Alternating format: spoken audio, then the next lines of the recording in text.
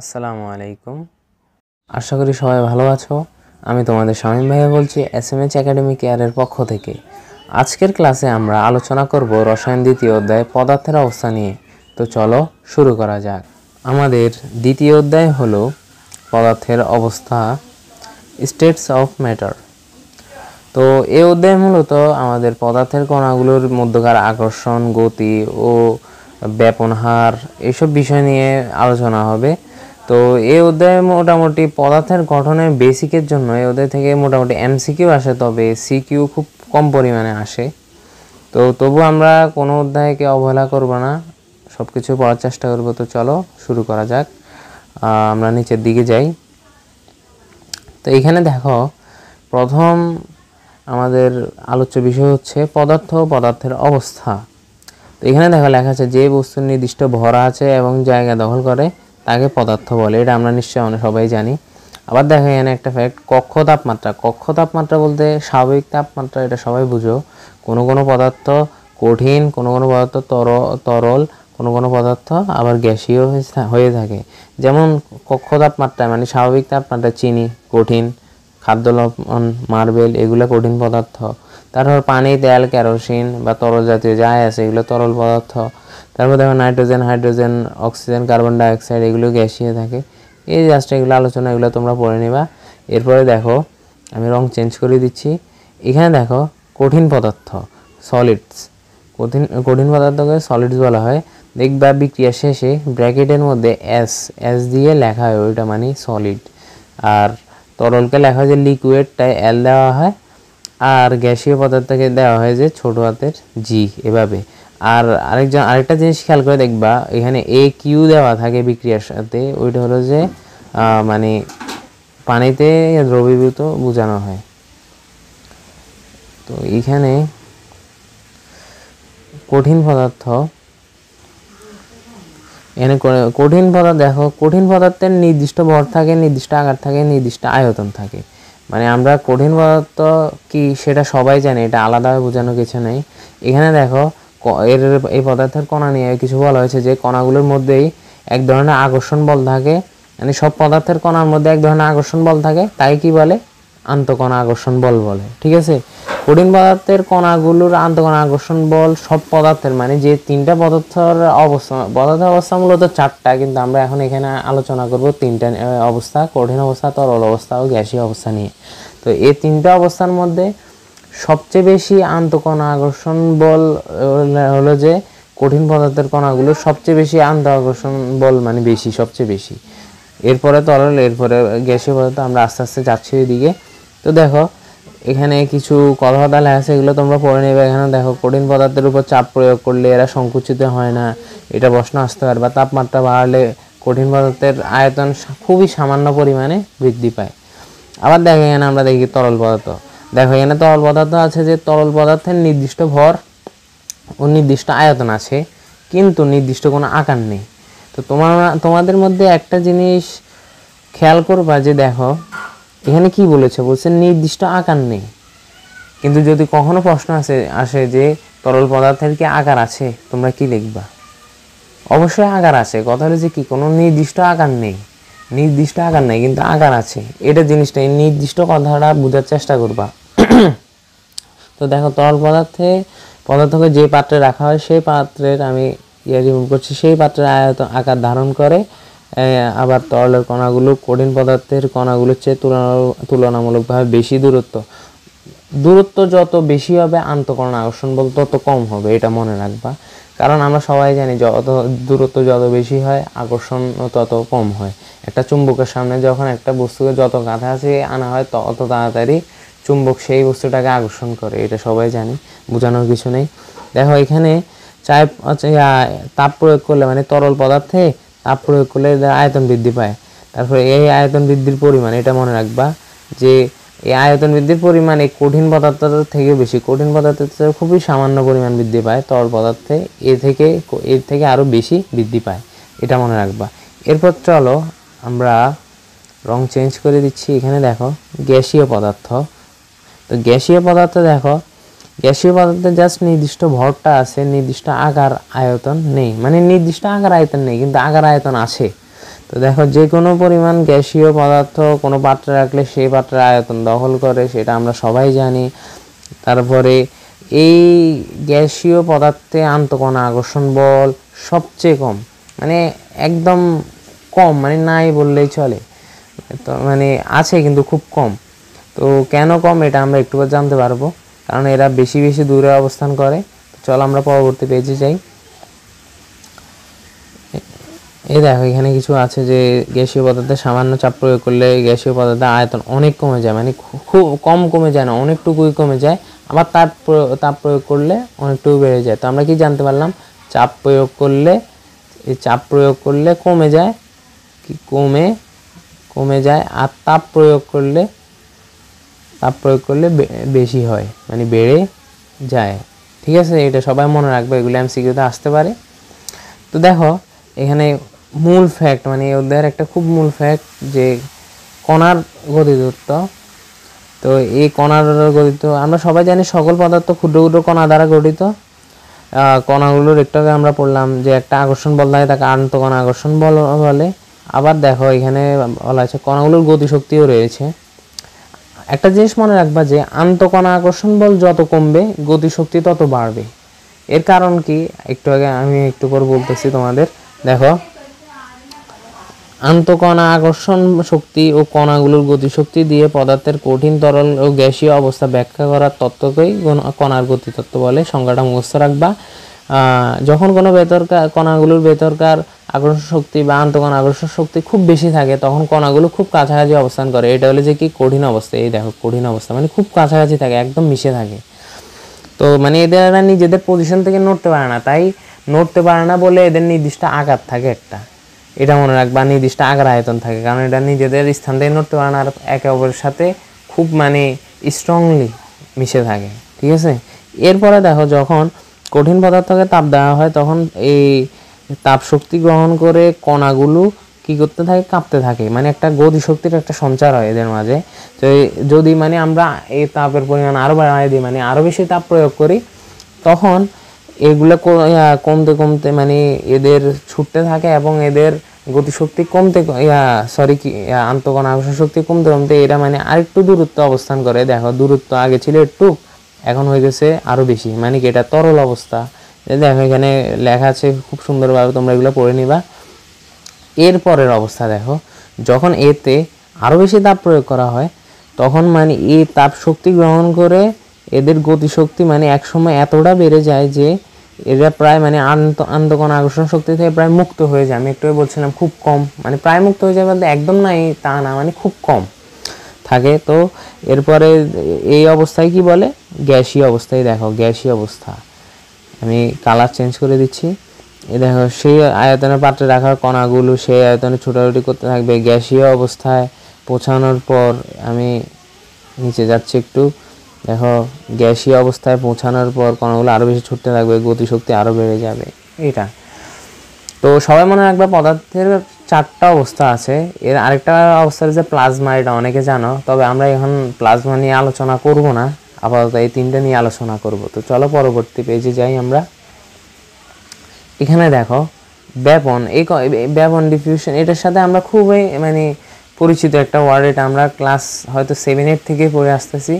ব্যাপন এটা আলাদা বোঝার কিছু নেই। মূলত এখানে দেখো কোনো মাধ্যমে তরল, কঠিন তরল ও বায়বীয় পদার্থের স্বতঃস্ফূর্ত ও সমানভাবে ছড়িয়ে পড়ার প্রক্রিয়াকে ব্যাপন বলে। মূলত মানে এই প্রক্রিয়ায় মানে পদার্থের কণাগুলো উচ্চ ঘনমাত্রার স্থান থেকে নিম্ন ঘনমাত্রার স্থানের দিকে স্বতঃস্ফূর্তভাবে ছড়িয়ে থাকে। যেমন ধরো আমি একটা বাজার থেকে আতর কিনলাম, এটা ধরো একটা আতরের শিশি, হ্যাঁ আমি কালার চেঞ্জ করছি। তো আমি যখন এই শিশিটার এই ঢাকনা, তো এই ঢাকনাটা যখন খুলবো একসময় দেখবা বা কেউ যদি মানে পারফিউম ইউজ করে দেখবা যে প্রথমে সে তো এক স্থানে ইউজ করছে, ধরো এই স্থানে, কিন্তু আস্তে আস্তে এটার স্মেলটা পাশে ধরো এই জায়গায় একজন ব্যক্তি আছে, এর নাকেও জায়গা মানে এই সুগন্ধটা মানে অনুভব করতে পারে। এর কারণ কি, এর কারণ যে ব্যাপন এই জায়গায় প্রয়োগ করার কারণে এই জায়গায় মানে এটা উচ্চ ঘনমাত্রা, এর ঘনত্ব এখানে উচ্চ ছিল মানে সর্বোচ্চ ছিল। তা আস্তে আস্তে এই কণাগুলো এই দিকে অগ্রসর হতে থাকে, মানে এটা যে কম ঘনমাত্রার স্থান এই দিকে অগ্রসর হতে থাকে, এটাই মূলত ব্যাপন। এটা আলাদাভাবে বোঝানোর কিছু নেই। তো দেখো এখানে আমাদের এখন আরেকটি গুরুত্বপূর্ণ টপিক, সেটা হলো যে নিঃসরণ। তো নিঃসরণটা কি, এখানে সংজ্ঞা আছে যে সরু ছিদ্রপথে, দেখো একটু সরু ছিদ্রপথে উচ্চ চাপের স্থান থেকে কোনো গ্যাস নিম্ন চাপের স্থানের দিকে সজোরে বেরিয়ে আসার প্রক্রিয়াকে নিঃসরণ বলে। আসলে নিঃসরণ আর ব্যাপন কিছুটা সেম, মানে সেম প্রসেসে, কিন্তু জাস্ট পার্থক্যটা হলো যে নিঃসরণ ঘটে শুধুমাত্র গ্যাসীয় পদার্থের ক্ষেত্রে, আর ব্যাপন ঘটে যে মানে সকল মানে কঠিন, তরল, বায়বীয় সকল ক্ষেত্রে ব্যাপন ঘটে, আর নিঃসরণ শুধু ঘটে গ্যাসীয় ক্ষেত্রে। আর এতে চাপের প্রভাব বিদ্যমান নিঃসরণে, এটা সবাই মনে রাখবা। তো দেখো এখানে কিছু কথাবার্তা আছে যে দেখো মূলত এটাতে কি হয়, ধরো একটা বেলুন একটা বেলুন, এই বেলুনের মধ্যে যখন গ্যাস ভর্তি করা হয় তখন দেখো বাইরের তুলনায়, এটা ধরো বাইরের তুলনায় এর মধ্যে মানে গ্যাসের চাপ অনেক বেশি থাকে, যেহেতু একটা ছোট স্থানে অনেকগুলা গ্যাস দিয়ে ভরিয়ে এটাকে মানে ফুলানো হয়েছে মানে বেলুনকে, তো অবশ্যই এখানে বেশি থাকবে না মানে বাতাসের তুলনায়, মানে বাতাস বলতে বাইরের আউটসাইডের তুলনায়। তো যখন ধরো আমি এটার যে বেলুনের যে মুখটা থাকে যেখান দিয়ে গ্যাস ঢুকানো হয়, তো ওইটা যদি আমি ধরো স্কচ টেপ বা যে কোনো কিছু দিয়ে যদি বন্ধ করি, আমি কালার একটু চেঞ্জ করতেছি, যদি আমি ধরো বন্ধ করে দিলাম এটা, তো আমি একটা সুই বা পিন দিয়ে যখন এটা একটা ফুটা করব, এটা সবাই দেখো আমরা অনেকে বাচ্চাদেরকে মানে কাঁদানোর জন্য, চেতানোর জন্য আমরা করে থাকি এটা, যে হয়তো বেলুনের মধ্যে একটা সুচ বা একটা আলপিন বা যে কোনো কিছু দিয়ে বেলুনটাকে আমরা ফুটো করে দিলে দেখবে বেলুনটি থেকে যত গ্যাস একটা সজোরে বেরিয়ে আসে, বেলুনটি এভাবে উঠতে থাকে, মানে আশেপাশে ওইভাবে উঠতে থাকে। এটা আসলে কাউকে বোঝানো তেমন কিছু নয়, তোমরা কিছুটা আন্দাজ করতে পেরেছো যে মানে সরু ছিদ্রপথ। এখানে সরু ছিদ্রপথ বলতে কি বুঝেছে, ধরো বেলুনে যখন একটা আমি ছিদ্র করেছি না আলপিন বা সুই বা পিন দিয়ে, এটা হলো যে সরু ছিদ্রপথ। এই সরু ছিদ্রপথে মানে বেলুনের ভিতরে আছে যে গ্যাসের মানে উচ্চচাপ বিদ্যমান। তো এই উচ্চচাপের স্থান থেকে গ্যাসের মানে ভিতরে তো যে কোনো একটা গ্যাস আছে, উচ্চচাপের স্থান থেকে নিম্নচাপের স্থান মানে আউটসাইডে বেরিয়ে আসার প্রক্রিয়াকে নিঃসরণ বলে। আমি এক কথায় তোমাদের সব কিছু বুঝিয়ে দিয়েছি। এখানে যা লেখা আছে, দেখো এখানে যা লেখা আছে এগুলো তোমরা প্লিজ পড়ে নেবা, তাহলে আরও তোমাদের ক্লিয়ার হবে। তবে আমি জাস্ট তোমাদের বেসিকটা দিয়ে দিয়েছি। তো চলো দেখো এখানে কিছু কথাবার্তা আছে যে সিএনজি এর ফুল মিনিং কি আসতে পারে, কম্প্রেসড ন্যাচারাল গ্যাস। হ্যাঁ, এটা মূলত উচ্চচাপে সংকুচিত মিথেন গ্যাস এখানে আছে, এগুলো তোমরা পড়ে নেবা। এখানে আলাদা পড়ানোর কিছু নেই, আমার জাস্ট বেসিকটা দেওয়ার কথা ছিল, আমি তা দিয়েছি। তো দেখো এরপরে দেখো এখানে তোমরা দেখতে পারবা যে মোমবাতির জ্বলন এবং মোমের 3 অবস্থা।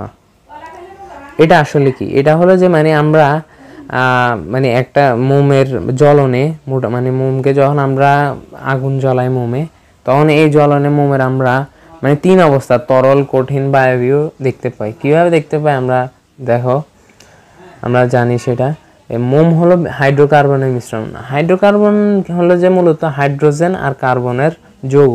এটা নিয়ে বিস্তারিত অধ্যায়ে মানে মূলত হাইড্রোকার্বন নিয়ে মানে অনেকে হয়তো পড়েছো যে কেমিস্ট্রির 11 অধ্যায় জীবাশ্মে মানে মূল অধ্যায়ের মূল টপিক হলো যে হাইড্রোকার্বন। তো হাইড্রোকার্বন হলো যে হাইড্রোজেন আর কার্বনের যৌগ, এখানে দেখো লেখা আছে। তো মোমের জ্বলন, ধরো আমি তোমাদের একটা দেখাই, ধরো এখানে একটা মোম। হ্যাঁ, ধরো আমরা কোনো একটা কারণে মোমে আগুন জ্বালালাম, আমি কালারটা একটু চেঞ্জ করছি, দেখো এটা আগুন, এই আগুন জ্বালালাম, ঠিক আছে। তো কি হবে, এই মোমের এই যে একটা স্থান আছে এখানে চারদিকের এই কণাগুলো গলতে গলতে এইভাবে তরল হয়ে নিচে পড়তে থাকবে, ঠিক আছে না। এটা আমরা সবাই দেখি একটা মোমকে জ্বালালে, আর দেখবে যে একটা অংশ ধোঁয়া আকারে উপরে যাবে, এটা ধোঁয়া আকারে যায়, এটা অক্সিজেনের সাথে বিক্রিয়া করে। আচ্ছা ওইটা এখন মূল বিষয় না, এইটা অক্সিজেনের সাথে যখন বিক্রিয়া করে মানে ওইটা অক্সিজেনের সাথে কি বিক্রিয়া করে এটা আমরা সবাই জানি যে দহন বিক্রিয়া। কি বিক্রিয়া করে, দহন বিক্রিয়া তাপ শক্তি, আলোক শক্তি, তারপরে কার্বন ডাই অক্সাইড ইত্যাদি উৎপন্ন হয়, আর জলীয় বাষ্প ইত্যাদি উৎপন্ন হয়, এটা সবাই জানি। আর যখন এই দেখো এখানে ছবিতে আছে এই তরল মোম, এটা যখন নিচে পড়ে, তখন দেখবা আমরা যখন তরল মোমকে নিচে মানে নিচে ফালাই, ধরো এখানে একটা মোম, তো এখানে কয়েক ফোঁটা মোম যখন আমরা নিচে ফালাই একটা পজিশনে যাই, ওইটা আবার কঠিন আকার মানে শক্ত হয়ে যায়, মানে কঠিন মোমে পরিণত হয়।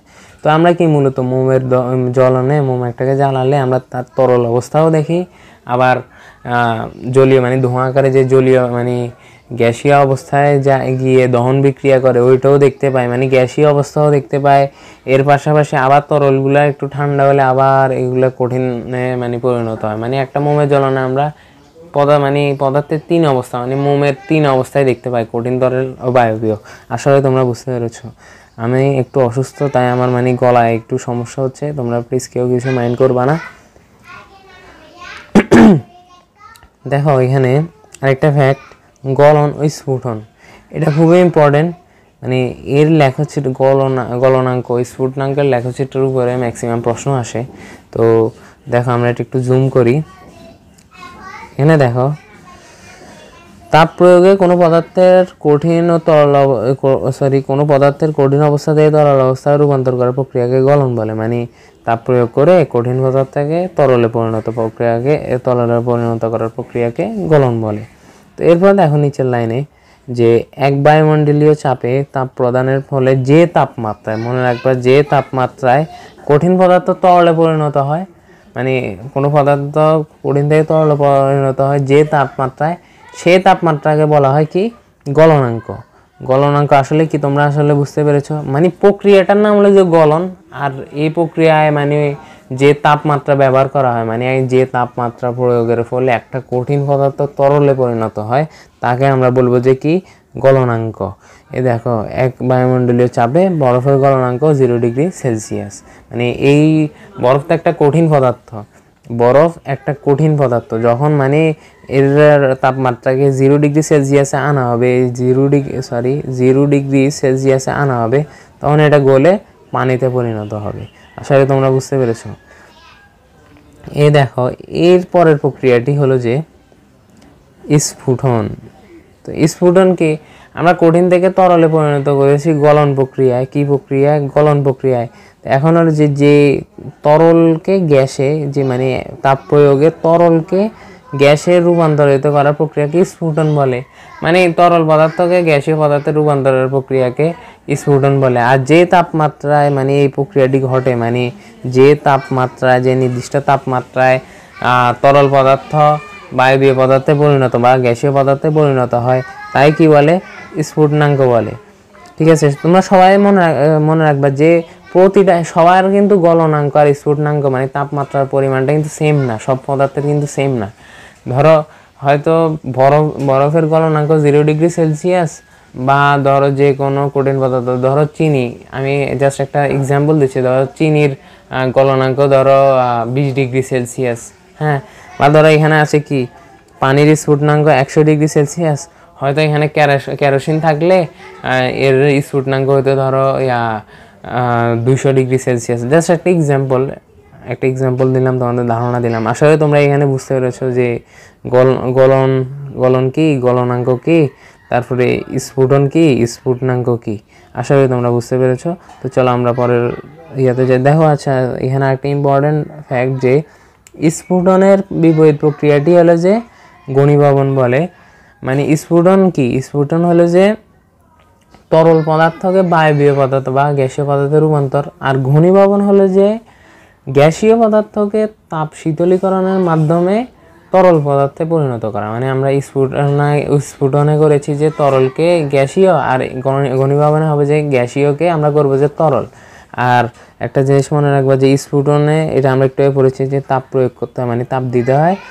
আর ইয়াতে ঘনীভবনে তাপমাত্রা সরিয়ে, মানে তাপমাত্রা অবসান করতে হয়, ঠান্ডা করতে হয়, এরপরে এটি তরলে পরিণত হয়। তো চলো আমরা পরের পেজে যাই। এখানে ইউরিয়া এর গলনাঙ্ক পদ্ধতি দেওয়া আছে। দেখো, এখানে ইউরিয়ার গলনাঙ্ক 133 ডিগ্রি সেলসিয়াস দেওয়া আছে, মানে এই তাপমাত্রায় ইউরিয়া গলবে। একটা জিনিস তোমরা মনে রাখবা, ধরো এখানে জাস্ট এক্সাম্পল, এখানে ইউরিয়ার গলনাঙ্ক হলো যে 133 ডিগ্রি সেলসিয়াস। যদি কোনো কারণে 133 ডিগ্রি সেলসিয়াস মানে 133 ডিগ্রি সেলসিয়াস তাপমাত্রা প্রয়োগেও যদি ইউরিয়া না গলে সম্পূর্ণ, মানে ধরো ইউরিয়ার গলতে একটা পরীক্ষা আমি করতেছি, ওইখানে ইউরিয়ার গলতে 145 ডিগ্রি সেলসিয়াস লাগছে, মানে ওই হিসাবে ইউরিয়ার গলনাঙ্ক মানে তখন গলনের জন্য তাপ লাগছে 145 ডিগ্রি সেলসিয়াস, কিন্তু ইউরিয়ার গলনাঙ্ক হলো 133 ডিগ্রি সেলসিয়াস।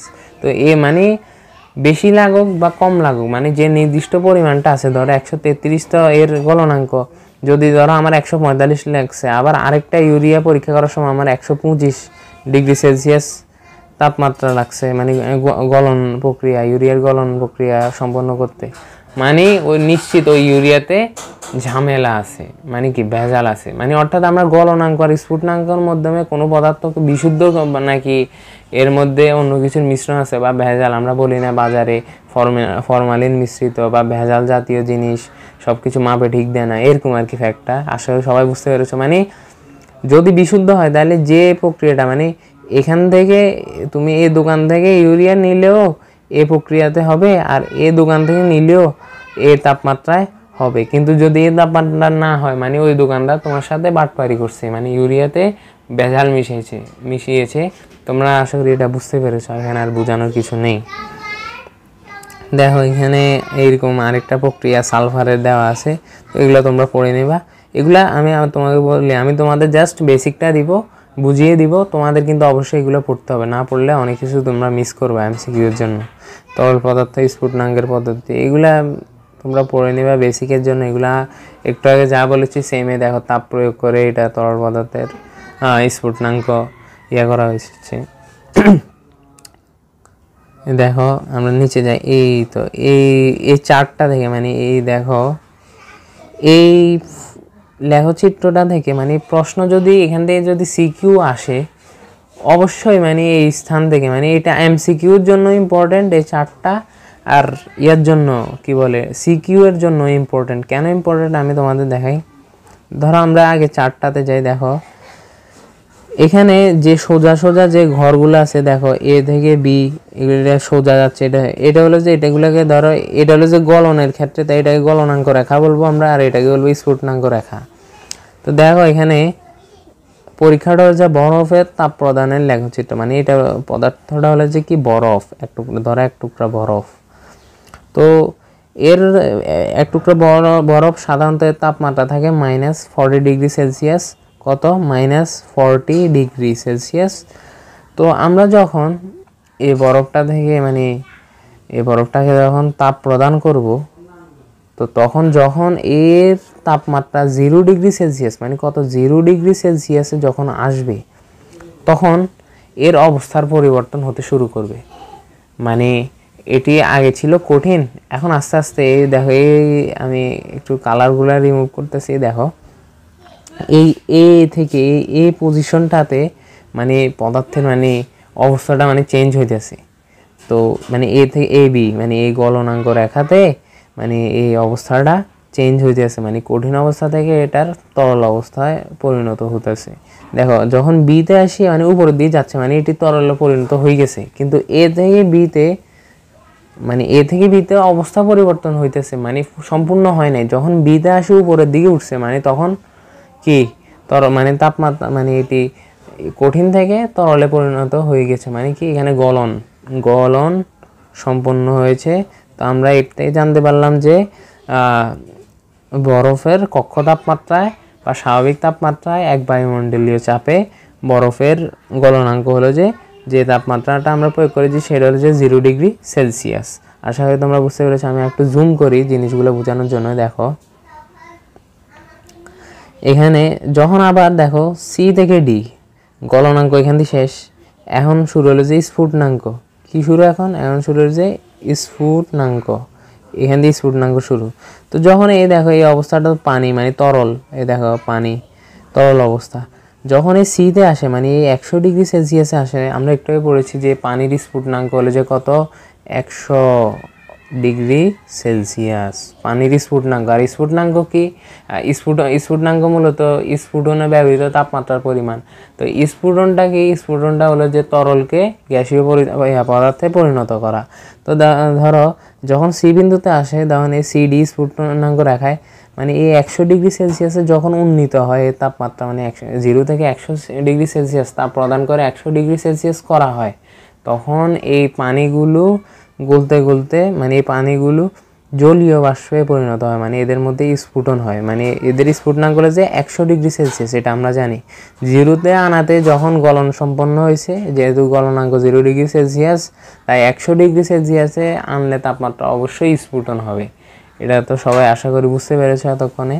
আর যদি তোমাদের কোনো প্রশ্ন থাকে ভিডিওটি টেনে আবার আগে থেকে দেখে আসো, আশা করি বুঝবা। আর যদি কোনো প্রশ্ন থাকে অবশ্যই গ্রুপে মেসেজ করবা, আর অথবা আমাকে ইনবক্সে মেসেজ করবা, অথবা এই ভিডিওর কমেন্ট সেকশনে মেসেজ করবা। আর ভাইয়ারা, আমার ক্লাসগুলো বানাতে খুবই কষ্ট করতে হয়, তোমরা অবশ্যই ক্লাসগুলো ডেইলি করবা। আর প্লিজ আমাদের পেজকে লাইক দিবা, আর আমাদের চ্যানেলকে অবশ্যই সাবস্ক্রাইব করবা। ভিডিওটি দ্বারা উপকৃত হয়ে থাকলে অবশ্যই তোমরা লাইক দিবা। তো চলো আমরা কালারগুলো রিমুভ করি। এই দেখো, যখন এই ডিতে আসে, মানে সি থেকে ডিতে তরল থেকে গ্যাসীয় পদার্থে মানে পরিণত হতে থাকে, এই ডি থেকে আবার উপরে উঠছে, মানে কি এটি গ্যাসীয় পদার্থে পরিণত হয়ে গেছে। সিম্পল।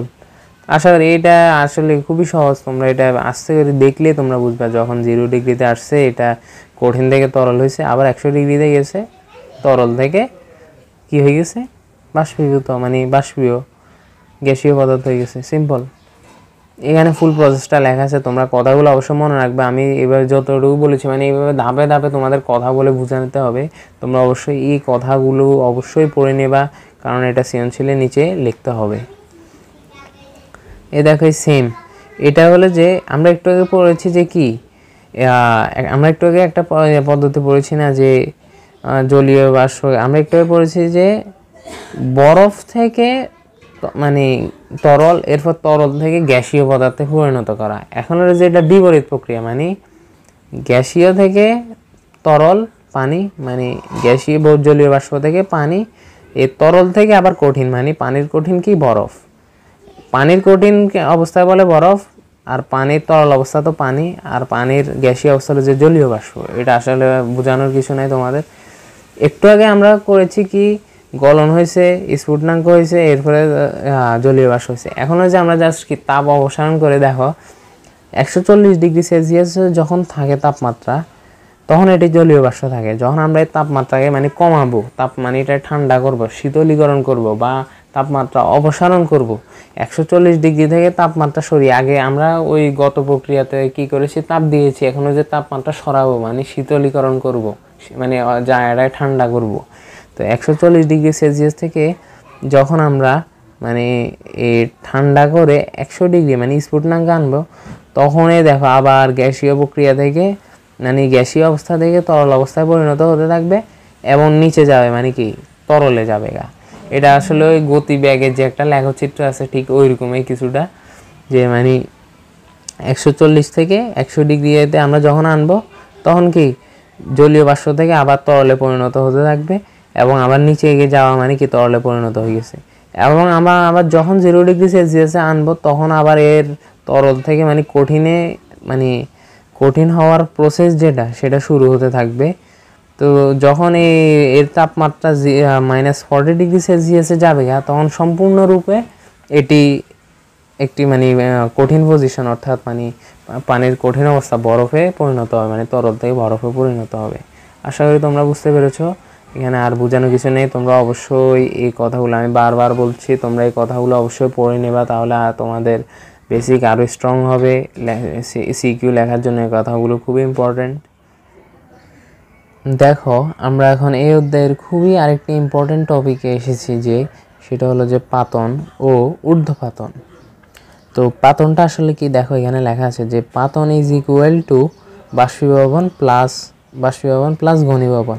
তো বাষ্পীভবনটা কি একটু এখানে দেখো, আমি কালার রিমুভ করতেছি। দেখো, কোনো তরলকে তাপ প্রদান করে ওই তরল পদার্থকে বাষ্পে পরিণত করার প্রক্রিয়াকে বাষ্পীভবন বলে। মানে আমরা একটু আগে ওই স্ফুটনাঙ্ক যেটা পড়েছি মূলত ওইটাই, মানে তাপ প্রদান করে তরলকে গ্যাসীয় পদার্থে পরিণত করার প্রক্রিয়াকে বাষ্পীভবন বলে। আর ঘনীভবন কি সেটা আমরা জানি, মানে এটার বিপরীত, অর্থাৎ গ্যাসীয় পদার্থকে থেকে তাপ অপসারণ করে তরল পদার্থে পরিণত করার প্রক্রিয়াকে ঘনীভবন বলে। তো দেখো পাতন ইজ ইকুয়াল টু এখানে দেওয়া আছে যে বাষ্পীভবন প্লাস ঘনীভবন। মানে সর্বপ্রথম এখানে আমরা বুঝতে পারছি যে প্রথমে বাষ্পীভবন করা হয়, তখন এরপর ঘনীভবন করা হয়। মানে কি, এই দেখো এখানে আছে যে কোনো পদার্থকে তরল থেকে বাষ্পে পরিণত করে আবার শীতলীকরণের মাধ্যমে গ্যাসীয় পদার্থ থেকে আবার তরল পদার্থে পরিণত করার প্রক্রিয়াকে মূলত পাতন বলে। তো এখানে জাস্ট এই আলোচনাগুলো এটা জাস্ট পাতন কি জাস্ট এটাই বলা হয়েছে, এটার ডিপে যাওয়া হয়নি, তাই আমরাও ডিপে যাব না। পাতন জিনিসটা কি আসলে আমরা সবাই বুঝতে পেরেছি। আর ভাইয়ারা আপুরা আমি চেষ্টা করি তোমাদের সর্বোচ্চটা দিতে, তোমাদের ঠিকভাবে বুঝাতে পেরেছি কি না জানি না, কিন্তু আমি চেষ্টা করি তোমাদের ভালোভাবে বোঝানোর, নিজের সর্বোচ্চটা দেওয়ার চেষ্টা করি। তোমরা অবশ্যই ক্লাসে মনোযোগ দিবে, আর যদি কোনো সমস্যা থাকে অবশ্যই ভিডিও কমেন্টে জানাবা আমাকে, অথবা আমাদের পেজে মেসেজ দিতে পারো, অথবা আমাকে ইনবক্সে জানাতে পারো, অথবা ফেসবুক গ্রুপ আছে, অথবা মেসেঞ্জার গ্রুপ আছে। তো তোমাদের প্রশ্নের একটু সময় লাগুক বা আমরা চেষ্টা করব তোমার করা প্রশ্নের খুব শীঘ্রই উত্তর দেওয়ার। তো চলো এরপরের টপিকে আমরা যাই। এরপর টপিকটা হচ্ছে ঊর্ধ্বপাতন। দেখো, যে প্রক্রিয়ায় কোনো কঠিন পদার্থকে তাপ প্রদান করলে সেটি তরলে পরিণত না হয়, কি এখান দিয়ে আবার ভালোভাবে দেখো, তরলে পরিণত না হয়ে সরাসরি বাষ্পে পরিণত হয়, সেই প্রক্রিয়াকে ঊর্ধ্বপাতন বলে। তোমরা বলো, এখন তোমাদের মনে একটা প্রশ্ন, কিরে ভাই আজীবন শুনলাম কঠিনকে তাপ দিলে, একটু আগেও পড়লাম, এতবার পড়লাম কঠিনকে তাপ দিলে তরল হয়, তো এরপর তরলকে তাপ দিলে গ্যাসীয় পদার্থ হয়, কিন্তু এই প্রসেসটা ভিন্ন ভাইয়ারা আপুরা। দেখো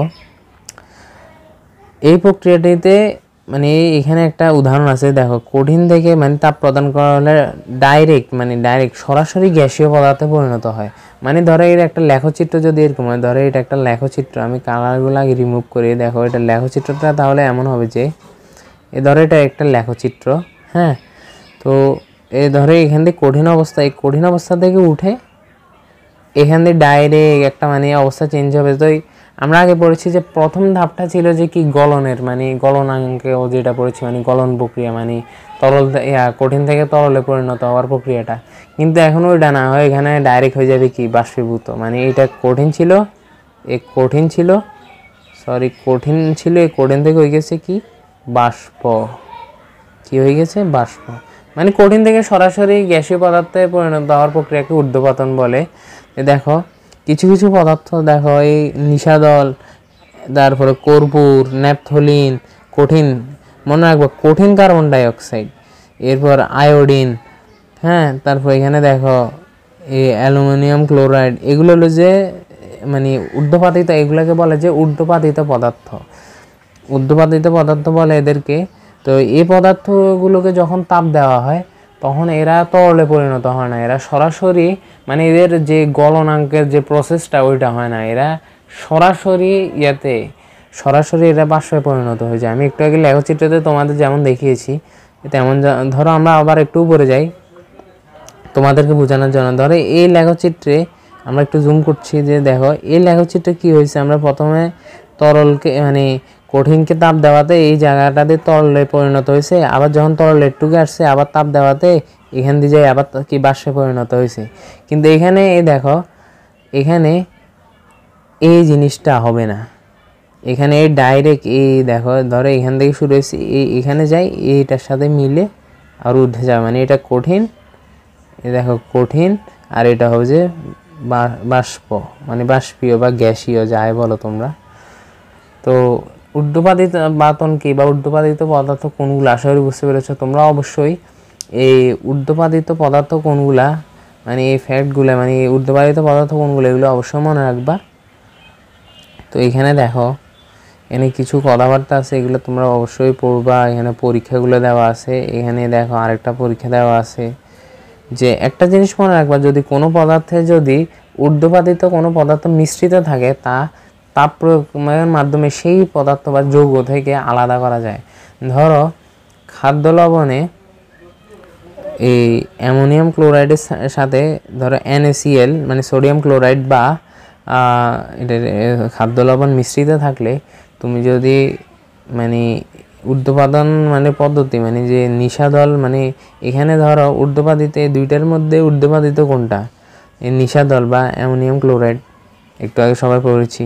তো যদি এটা যদি খাদ্য লবণের সাথে মিশ্রিত থাকে তাহলে তাপ প্রয়োগের মাধ্যমে তুমি ওই যৌগটা থেকে এই NaCl বা অ্যামোনিয়াম ক্লোরাইডকে ব্যানিশ করতে পারবা। কি করতে পারবো আমরা, তাকে আলাদা করতে পারবো, কাটিয়ে দিতে পারবো। ঠিক আছে, তোমরা আশা করি এটা বুঝতে পেরেছো। মানে এই তাপ প্রদান করলে আলাদা হয়ে এটা বাষ্পীভূত হয়ে যাবে, যেহেতু এটা কঠিন তরলে পরিণত হবে না, ডাইরেক্ট বাষ্প হয়ে যাবে। ঠিক আছে, এই দেখো এখানে কথাবার্তা আছে, এগুলো তোমরা পড়ে নেবা। তো চলো আমরা এখন সমাধান করব তোমাদের অনুশীলনের বহু নির্বাচনী প্রশ্নসমূহ। তো চলো প্রথম প্রশ্নটা আমরা দেখতে পাচ্ছি এখানে যে কাপে গরম চা রাখলে নিচের কোন প্রক্রিয়াটি ঘটে। তো এর উত্তর হবে যে ক, বাষ্পীভবন। তো ভাইয়া কেন বাষ্পীভবন? বাষ্পীভবন হওয়ার কারণ যে দেখো তরল থেকে বাষ্পে পরিণত হওয়ার প্রক্রিয়া হলো যে কি বাষ্পীভবন। যখন গরম চা কাপে রাখা হয় তখন পানি এর থেকে বাষ্প আকারে উড়ে যায়, অর্থাৎ মানে তরল থেকে বাষ্পে পরিণত হয়, মানে কি বাষ্পীভবন। তো চলো দ্বিতীয় প্রশ্ন দেখে নিই। এখানে দ্বিতীয় প্রশ্ন হলো যে জলীয় বাষ্পকে যখন ঘনীভবন করা হয় তখন কণাসমূহের ক্ষেত্রে কি ঘটবে। তো এখানে চারটা অপশন। এক হলো যে আকার সংকুচিত হবে, 2 হলো চলাচল করতে থাকবে, 3 হলো একই স্থান থেকে কাঁপতে থাকবে, 4 হলো শক্তি নির্গত করবে। তো এখানের সঠিক উত্তরটি হলো 4, শক্তি নির্গত করবে। কেন শক্তি নির্গত করবে? যখন ঘনীভবন প্রক্রিয়া কি জলীয় বাষ্পকে থেকে তাপ অপসারণের মাধ্যমে অর্থাৎ তাপ শক্তি নির্গত করার মাধ্যমে তরলে পরিণত হওয়ার প্রক্রিয়াকে কি বলে, ঘনীভবন বলে। মানে জলীয় বাষ্প থেকে যখন তরলে পরিণত হয় তখন তাপ শক্তি নির্গত হয়, তাই তাপ যেহেতু একটি শক্তি মানে কি এখানে শক্তি নির্গত করবে। আশা করি বুঝতে পেরেছে। এরপর দেখো 3 নম্বর প্রশ্নটি হলো নিচের কোন চিত্রটি ঊর্ধ্বপাতনের জন্য প্রযোজ্য। তো আমরা ঊর্ধ্বপাতন একটু আগে পড়েছি। তো আমি তোমাদের কাছে রিকোয়েস্ট করব তোমরা কমেন্ট সেকশানে আগামী তোমাদের 5 সেকেন্ড সময় দিলাম, এই 5 সেকেন্ডের মধ্যে জানাও এটার উত্তর কি ক হবে নাকি খ হবে নাকি গ হবে নাকি ঘোড়ার ঘ হবে। তো সবাই জানাও।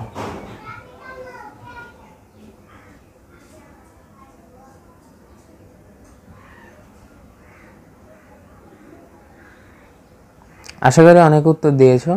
তো এটার সঠিক উত্তর হলো যে দেখো আমরা জানি ঊর্ধ্বপাতন প্রক্রিয়া হলো যে কঠিন থেকে সরাসরি বাষ্পে, মানে আনসার গরুর ঘ, এটা হলো যে রাইট আনসার। আর যারা এই 3টা দিয়েছেন তারা ভুল। ঠিক আছে, আশা করি তোমরা অনেক উত্তর দিয়েছো। তো চলো পরবর্তী প্রশ্নে যাই আমরা। এখানে আমরা দেখতে পাচ্ছি যে 4 নম্বর প্রশ্ন হলো যে অজানা একটি কঠিন বস্তু জেড এর তাপীয় বক্ররেখা দেওয়া আছে। চিত্রতে দেখা যায় যে এখানে প্রথম অপশনটা হলো যে জেড বস্তুর গলনাঙ্ক 54 ডিগ্রি সেলসিয়াস।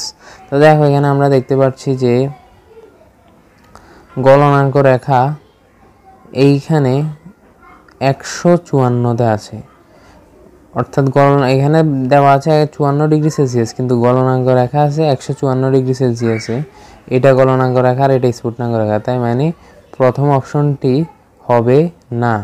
যদি এটা তোমাদের পাঠ্য বই একটু ত্রুটিপূর্ণ অবস্থায় আছে মানে চিত্রটা, তো যেহেতু আমরা এখন এই চিত্র অনুযায়ী পড়তেছি তাই আমরা এই চিত্র অনুযায়ী উত্তর দিব। তোমাদের পাঠ্য বইয়ে আমার জানা মতে মেবি এই চিত্রটা এখনও ভুল আছে। তো চলো এরপর দেখি দ্বিতীয় কি বলছে, জেড বস্তুটি উদ্বায়ী। তো উদ্বায়ী বলতে কি, উদ্বায়ী বলতে ঊর্ধ্বপাতিত পদার্থ কি না ওইটাই বুঝায়। তো এটা আমরা দেখতে পাচ্ছি এখানে 2টা ধাপ হয় মানে গলনও হয়, তাই এটা উদ্বায়ী।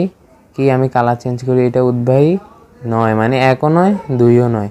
তো এবি ও সিডি রেখা গলনাঙ্ক স্ফুটনাঙ্ক রেখা, এইতে দেখো এবি রেখা সিডি রেখা গলনাঙ্ক স্ফুটনাঙ্ক, এটা রাইট, এটা রাইট।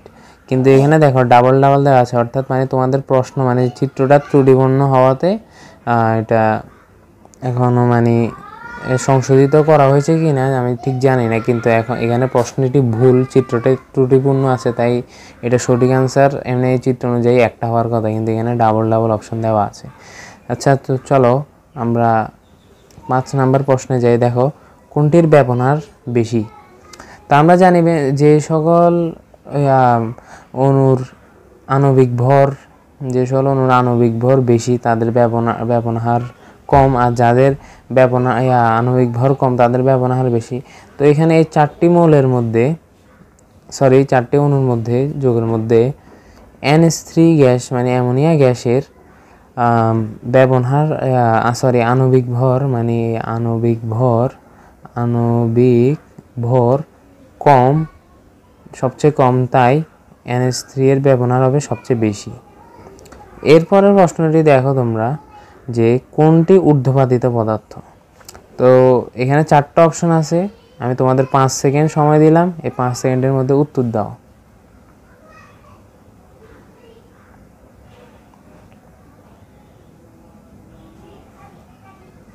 তো আশা করি অনেক উত্তর দিয়েছো। এটার সঠিক উত্তরটি হলো আয়োডিন। আমরা একটু আগে বইতে পড়েছি আয়োডিন, আয়োডিন, নিশাদল, কর্পূর, এরকম আরও কয়েকটি আছে যাদের ঊর্ধ্বপাতিত পদার্থ বলা হয়। তো আশা করি তোমরা এই সম্পূর্ণ লেকচারটি দেখেছো এবং বুঝেছো। আজ এইটুকু ভাইয়ারা। তো আশা করি তোমাদের বুঝাতে পেরেছি সব কিছু। যদি তোমাদের তবু কোনো সমস্যা থেকে থাকে অবশ্যই কমেন্টে জানাবা, অথবা আমাদের ফেসবুক গ্রুপ বা মেসেঞ্জার গ্রুপে জানাবা, অথবা পেজে ইনবক্স করতে পারো। আমরা যথারীতি তোমাদের প্রশ্নের উত্তর দেওয়ার চেষ্টা করব। আর ভাইয়ারা অবশ্যই আমাদের চ্যানেলটি সাবস্ক্রাইব করবা, পেজে লাইক দিবা। ধন্যবাদ।